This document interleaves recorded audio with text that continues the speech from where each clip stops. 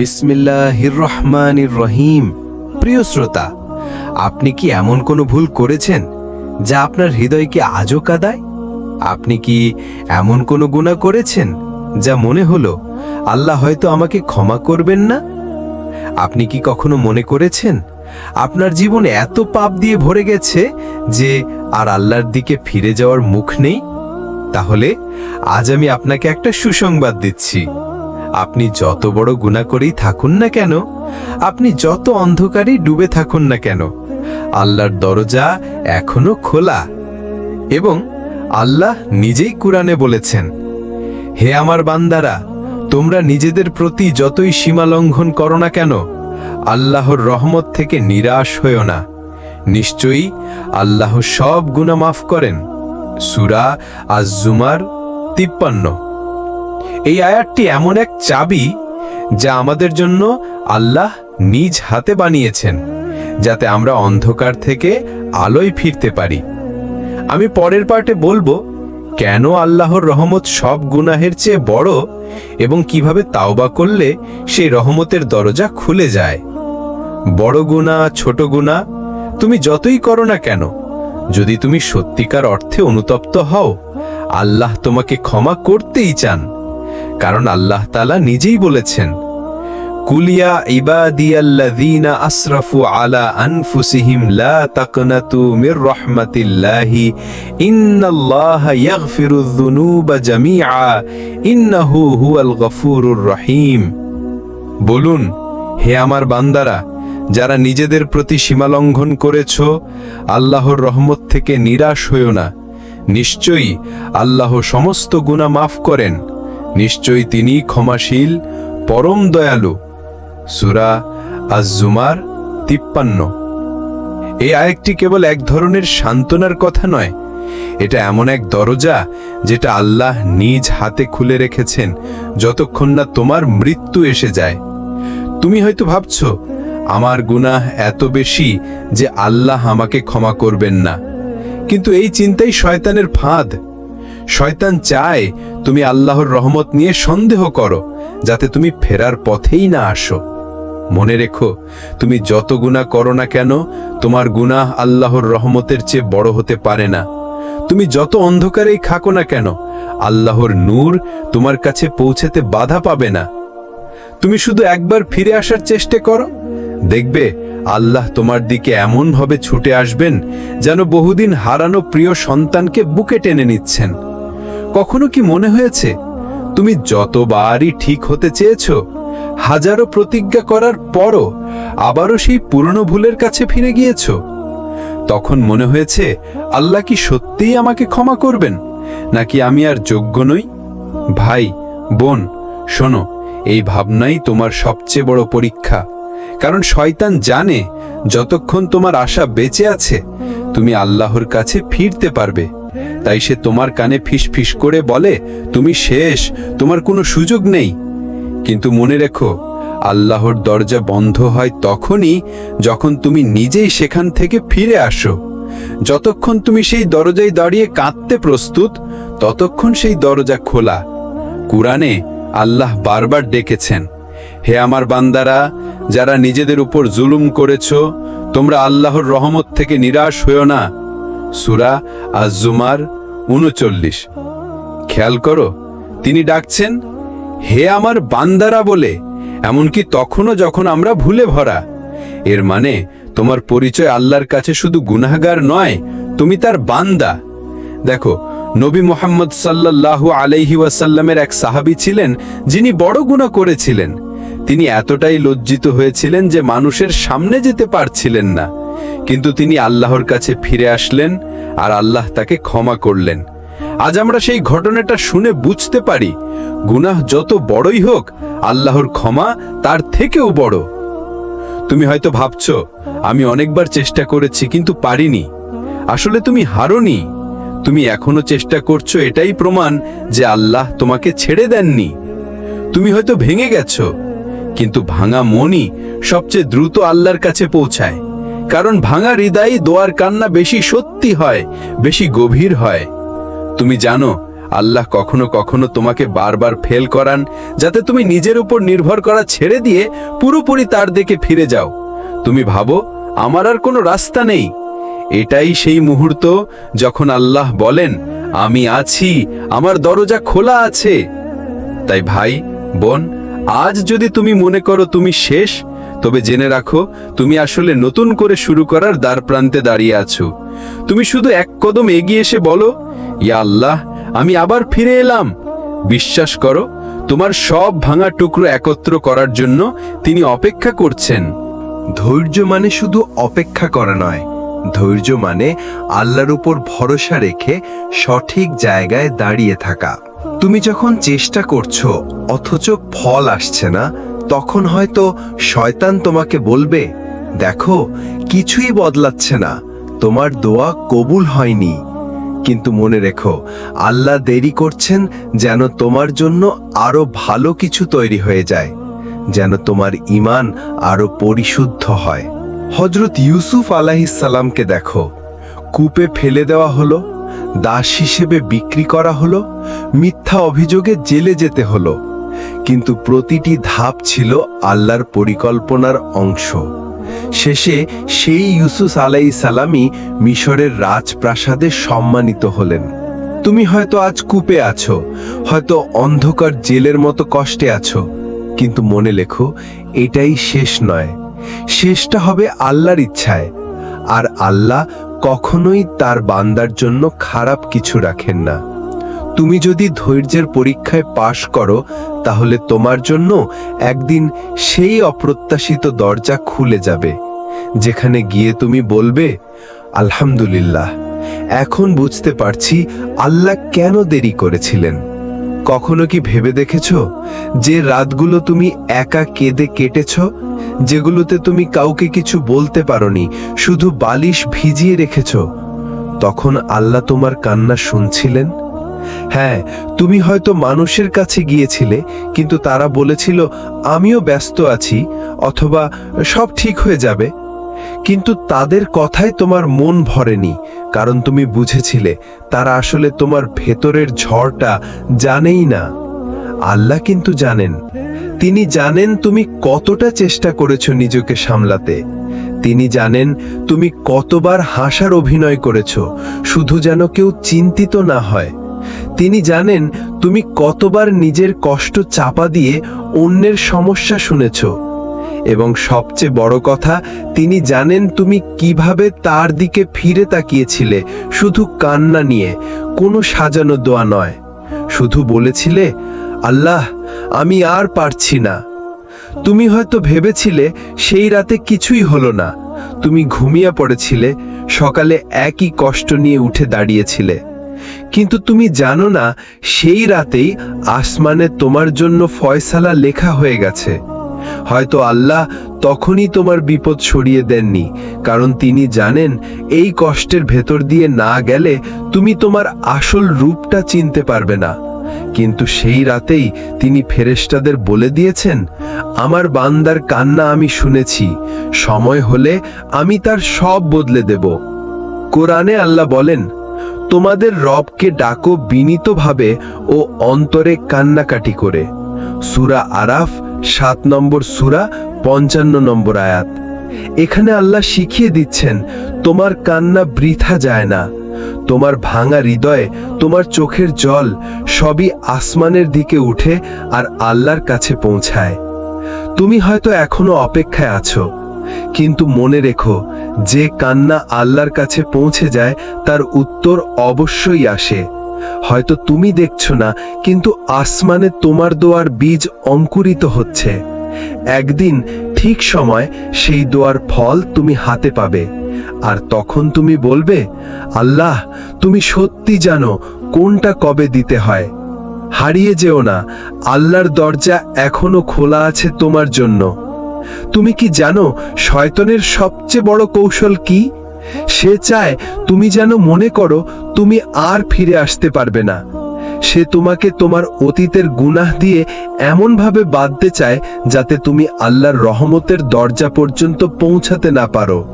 তুমি যখন মনে করো আমি তো অনেক পাপ করেছি, আল্লাহ কি আমাকে ক্ষমা করবেন, তখনই শয়তান তোমার কানে ফিসফিস করে, না, তোমার জন্য আর ক্ষমা নেই।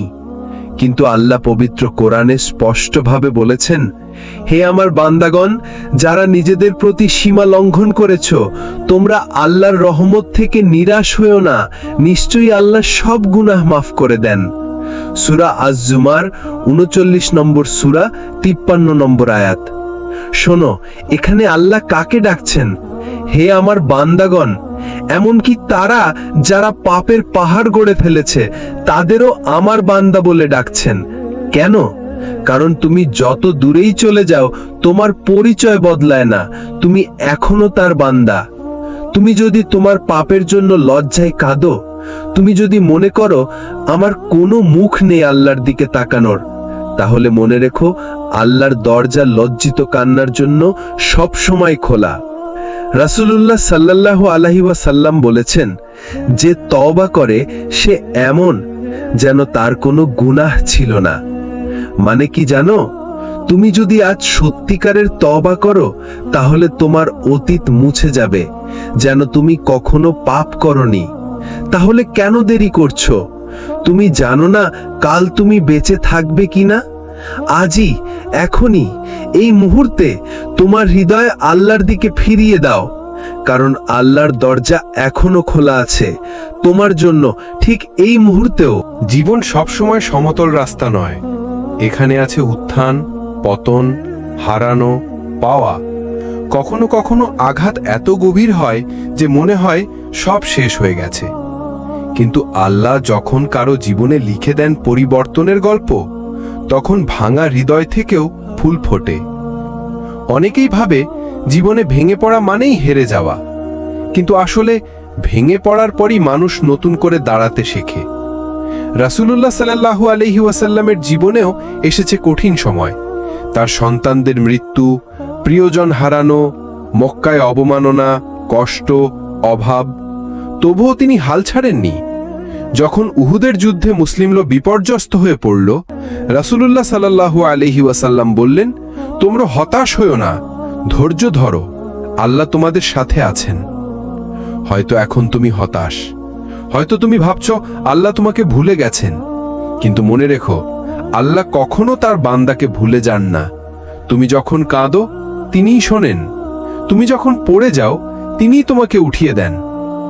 এক তরুণ ছিল, জীবনে সবকিছু হারিয়ে ফেলেছিল, চাকরি, বন্ধু, আত্মবিশ্বাস, সবকিছু। একদিন রাতের বেলা একা বসে সে শুধু বলেছিল, হে আল্লাহ, আমি হেরে গেছি, এখন তুমি আমাকে ধরো। আজ সেই মানুষটা বদলে গেছে, কারণ ভাঙা হৃদয় থেকে যে দোয়া বের হয়, আল্লাহ সেটাকে ফিরিয়ে দেন না। তুমি যদি আজ ভেঙে পড়ে থাকো, মনে রেখো এটা তোমার শেষ নয়, এটা শুধু আল্লাহর তৈরি করা নতুন অধ্যায়ের শুরু। তোমার ভাঙা অবস্থাতেই আল্লাহ তোমাকে নতুন শক্তি দেবেন। তুমি শুধু হাল ছেড়ো না, কারণ আল্লাহর কাছে হেরে যাওয়া মানুষই সবচেয়ে বড় বিজয়ী হয়। আপনি হয়তো এখন এমন এক পরিস্থিতিতে আছেন যেখানে মনে হচ্ছে সবকিছু শেষ হয়ে গেছে। আপনার চারপাশ অন্ধকার, প্রতিটি দরজা বন্ধ, প্রতিটি রাস্তা যেন কোথাও যায় না।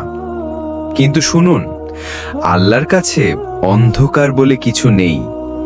এটা কেবল আমাদের দৃষ্টি সীমিত হওয়ার ফল।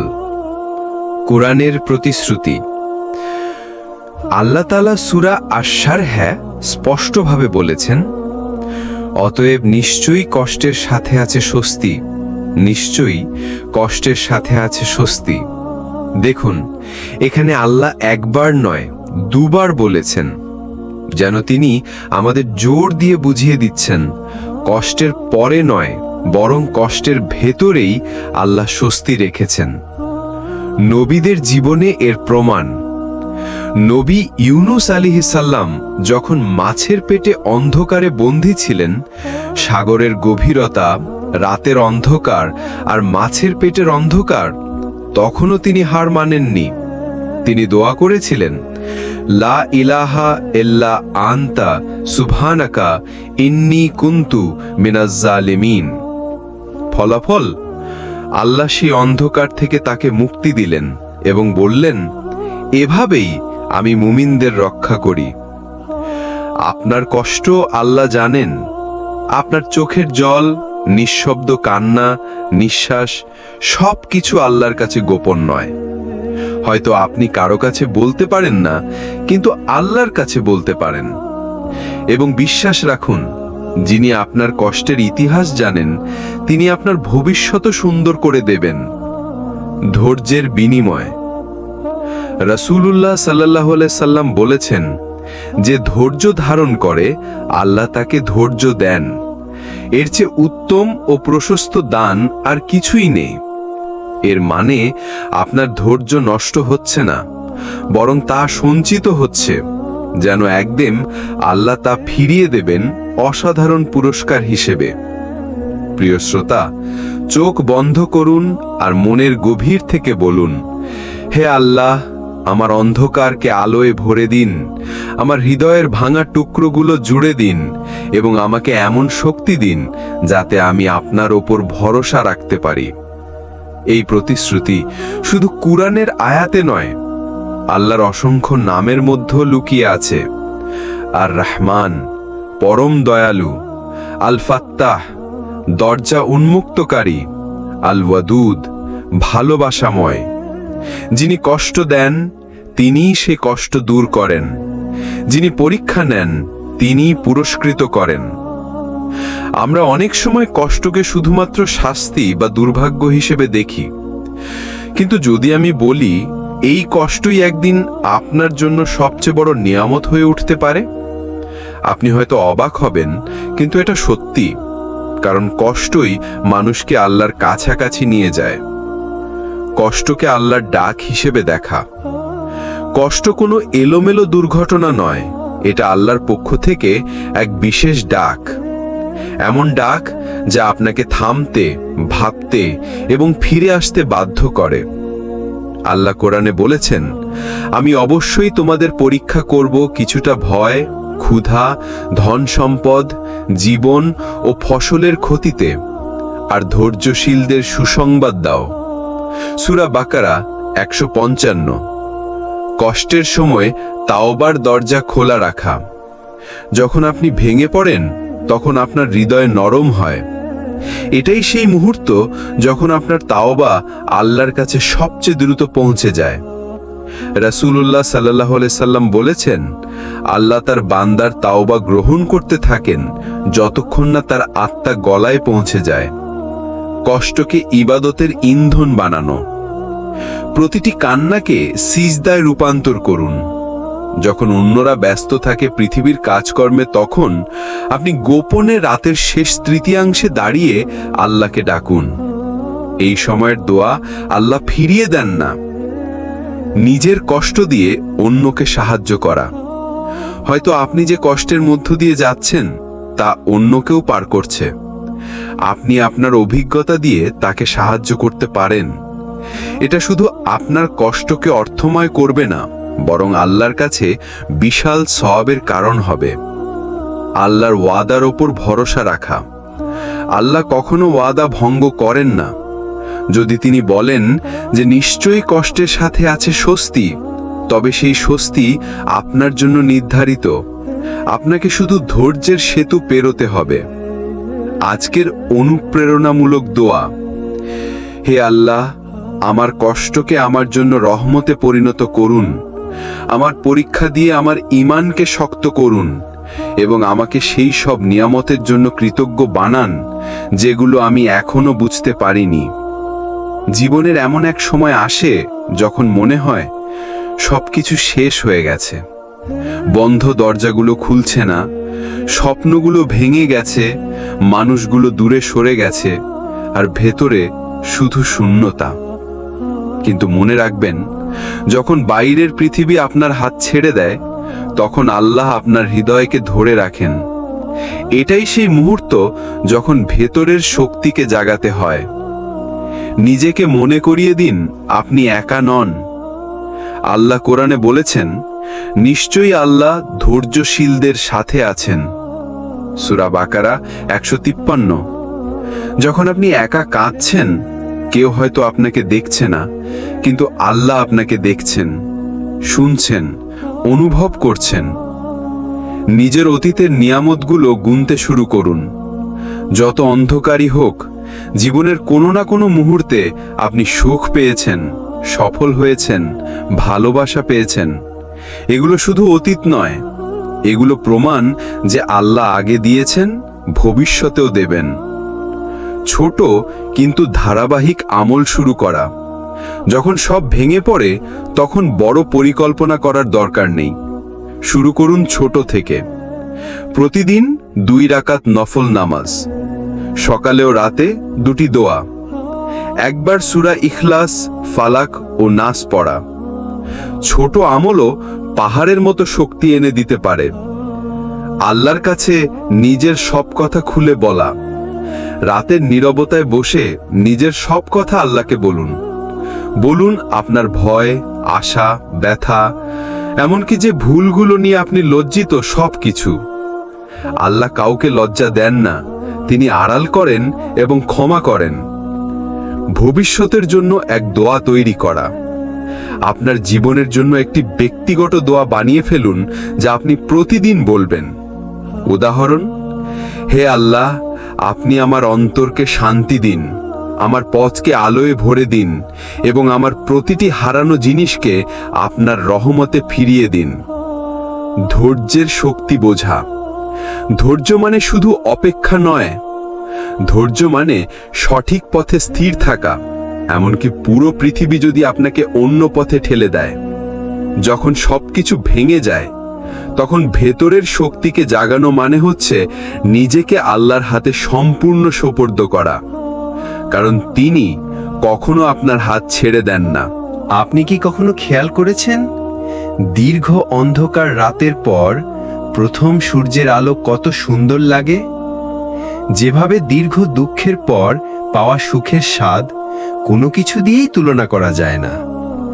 আল্লাহ কুরআনে প্রতিশ্রুতি দিয়েছেন, নিশ্চয়ই কষ্টের সাথে আছে স্বস্তি, নিশ্চয়ই কষ্টের সাথে আছে স্বস্তি।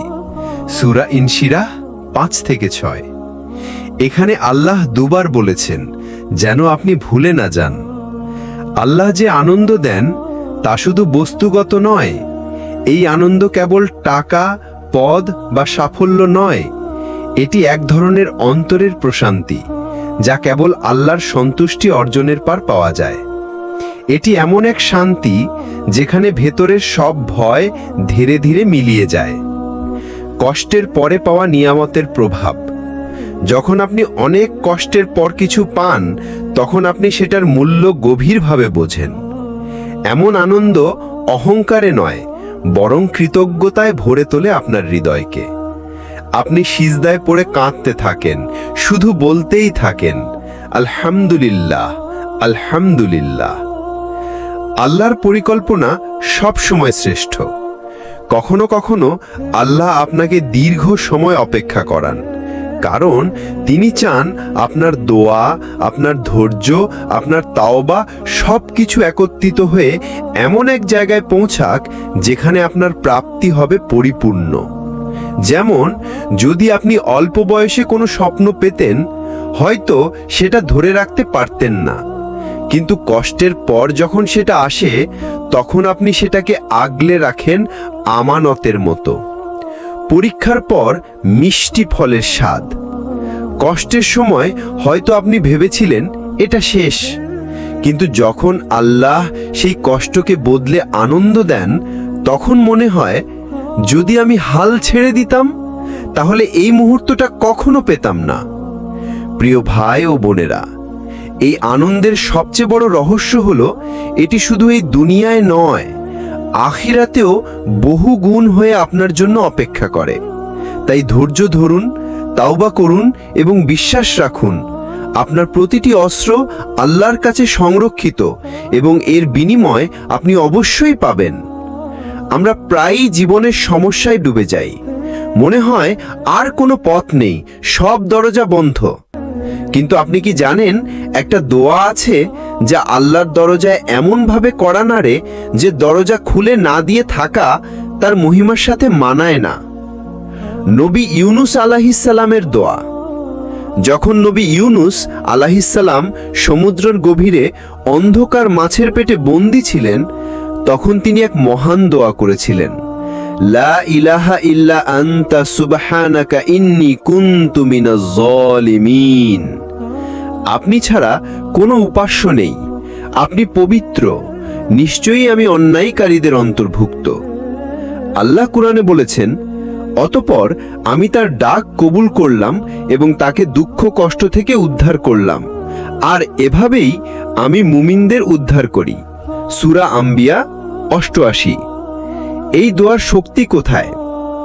প্রথমে আল্লাহর একত্ব স্বীকার, লা ইলাহা ইল্লা আনতা, এরপর আল্লাহর মহিমা ঘোষণা, সুবহানাকা, এরপর নিজের ভুল স্বীকার, ইন্নী কুনতু মিনাজ জালিমিন। এই ৩ ধাপই আল্লাহর দরজায় দোয়ার সেরা চাবি। দোয়া করার সময় যা মনে রাখতে হবে, শুধু মুখে নয়, অন্তরের গভীর থেকে বলতে হবে। মনে রাখতে হবে, আমার অবস্থা যতই খারাপ হোক, আল্লাহর রহমত তার চেয়ে অনেক বড়। নিজের অহংকার ভেঙে ফেলতে হবে, কারণ আল্লাহ অহংকারী দোয়া পছন্দ করেন না। বাস্তব জীবনে প্রয়োগ: যখন আপনার ব্যবসা বন্ধ হয়ে যাবে, যখন পরীক্ষায় বারবার ব্যর্থ হবেন, যখন প্রিয় মানুষ আপনাকে ছেড়ে যাবে, যখন ডাক্তার বলবে আর কোনো আশা নেই, তখন এই দোয়া আপনার মুখে, মনে আর চোখের পানিতে থাকতে হবে। প্রিয় ভাই ও বোনেরা, এই দোয়া শুধু সংকট থেকে মুক্তি দেয় না, বরং আপনার অন্তরে এক নতুন জীবন দেয়, আল্লাহর সাথে গভীর সংযোগের জীবন। আমরা প্রায়ই আল্লাহর কাছে দোয়া করি, কিন্তু সাথে সাথে ফলাফল চাই। মনে হয় যদি আজকে দোয়া করি কালকে উত্তর না পাই, তাহলে হয়তো আল্লাহ শুনছেন না। কিন্তু কুরআন আমাদের শিখিয়েছে, আল্লাহ সব সময় শোনেন, কিন্তু তিনি দেন তখনই যখন সেটা আমাদের জন্য সবচেয়ে ভালো সময়। ধৈর্যের গুরুত্ব: আল্লাহ কুরআনে বলেছেন, নিশ্চয়ই আল্লাহ ধৈর্যশীলদের সাথে আছেন। সূরা বাকারা ১৫৩। এই মাইয়াতুল্লাহ, আল্লাহর সঙ্গ, এমন এক বরকত যা সব দরজা খুলে দিতে পারে। কিন্তু শর্ত একটাই, ধৈর্য। ধৈর্য মানে চুপচাপ বসে থাকা নয়। অনেকে ভাবে ধৈর্য মানে অপেক্ষা করা আর কিছু না করা। না, ধৈর্য মানে আপনি চেষ্টা চালিয়ে যাবেন, কিন্তু ফলাফলের জন্য অধীর হবেন না। আপনি চেষ্টা করবেন, কিন্তু আল্লাহর সময়সূচির উপর আস্থা রাখবেন। উদাহরণ, মরুভূমির কূপ। ধরা যাক আপনি মরুভূমিতে পানি খুঁজছেন, অনেক গভীর গর্ত খুঁড়েও কিছুই পাচ্ছেন না। কেউ যদি ধৈর্য হারিয়ে মাঝপথে থেমে যায়, সে কখনো পানি পাবে না। কিন্তু যে ধৈর্য ধরে খুঁড়তে থাকে, একসময় সে ঠান্ডা মিষ্টি পানি পাবে। আমাদের দোয়াও ঠিক এই রকম। একবারে হয়তো উত্তর পাবেন না, কিন্তু থেমে গেলে পুরোপুরি হারাবেন। আল্লাহর পরিকল্পনা সব সময় নিপুণ্য। আপনি হয়তো এখন যা চাইছেন সেটা পেলে আপনার জন্য ক্ষতিকর হতে পারে। আল্লাহ জানেন কখন, কিভাবে আর কতটা দিয়ে আপনাকে উপকার করতে হবে। কখনো দেরি মানে শাস্তি নয়, বরং প্রস্তুতি। আল্লাহ হয়তো আপনাকে এমন অবস্থায় নিয়ে যাচ্ছেন যেখানে আপনি তার দেওয়া নিয়ামত সঠিকভাবে ব্যবহার করতে পারবেন। ধৈর্যের ফল: যারা ধৈর্য ধরে আল্লাহর উপর আস্থা রাখে, তাদের জন্য আল্লাহ কুরআনে ঘোষণা দিয়েছেন, নিশ্চয়ই তাদের প্রতিদান তাদের কর্মফলের চেয়ে উত্তম হবে। সূরা নাহাল ৯৬। প্রিয় ভাই ও বোনেরা, ধৈর্য হলো সেই সেতু যা আপনার দোয়া থেকে আপনার কাঙ্ক্ষিত উত্তর পর্যন্ত পৌঁছে দেয়। সেই সেতু মাঝপথে ভেঙে ফেলবেন না। তুমি যত দূরেই চলে যাও না কেন, তুমি যত বড় গুনাহেই দূরে যাও না কেন, আল্লাহ তোমাকে ফিরিয়ে আনার রাস্তা বন্ধ করে দেননি। তুমি ভাবছো সব শেষ হয়ে গেছে, কিন্তু আল্লাহর কাছে এখনো শুরু বাকি আছে। দুনিয়া তোমাকে হয়তো ছেড়ে দিয়েছে, মানুষ তোমার ভুল ভুলে যেতে চায় না, কিন্তু আল্লাহ, তিনি কখনো ভুলে যান না তোমার সেই কান্নার মুহূর্ত যখন তুমি একা ছিলে আর তার নাম নিয়েছিলে। তুমি যখন আবার ফিরে আসবে, তখন আল্লাহ তোমাকে আগের চেয়ে বেশি ভালোবাসবেন, কারণ তুমি হারিয়ে গিয়েও ফিরে এসেছো, তুমি ভুল করেও আবার দাঁড়িয়েছো, তুমি পড়ে গিয়েও আবার হাঁটতে শুরু করেছো। আল্লাহ বলেন, বলুন, হে আমার বান্দা, যারা নিজেদের প্রতি সীমা লঙ্ঘন করেছো, আল্লাহর রহমত থেকে নিরাশ হয়ো না। নিশ্চয়ই আল্লাহ সব গুনাহ ক্ষমা করেন। সূরা জুমার 30-39। দেখো, তিনি তোমাকে সরাসরি নাম ধরে ডাকেন না। তিনি বলেন, আমার বান্দা। যে বান্দা ভুল করেছে তবু তারই বান্দা। তুমি যতই হারিয়ে যাও, তুমি এখনো তারই সৃষ্টি, তারই বান্দা। তাই হারিয়ে যেও না। আল্লাহর দরজা এখনো খোলা আছে তোমার জন্য। আজ রাতটাই হতে পারে সেই রাত যেদিন তুমি সিজদায় ফিরে আসবে, যেদিন তুমি আবার কান্না করে বলবে, ইয়া আল্লাহ, আমি ফিরে এসেছি। আসসালামু আলাইকুম ওয়া রাহমাতুল্লাহ।